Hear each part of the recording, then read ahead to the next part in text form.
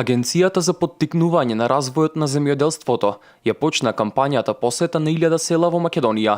Главни теми во текот на кампањата се информациите поврзани со програмите за поддршка што ги нуди владата на Република Македонија, програмата ИПАРД 2 и кампањата за осигурување на земјоделските имоти, каде ќе се презентираат новите видови на земјоделско осигурување.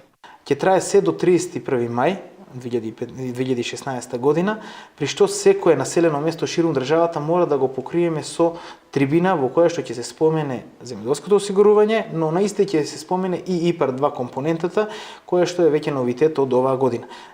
Заборавивме само да споменеме дека ИПАРД 2 компонента има на располагање 60 милиони евра, од кои 60 милиона евра 20% се за земјоделска механизација, односно мерката 101.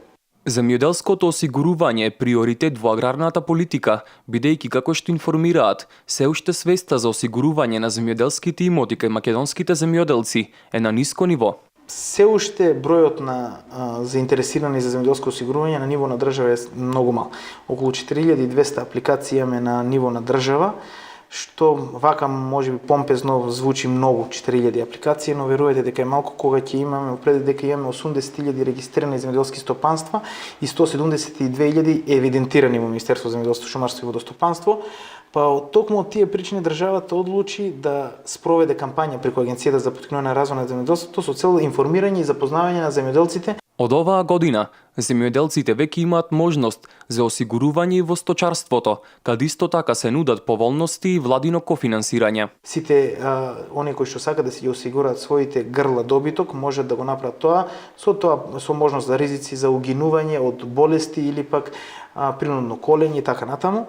Но кај поледелците, односно лозарите, овоштарите, да кажеме дека ризиците постојат се уште и тоа од гром, поплава, пожар, есенски или пролетен мраз.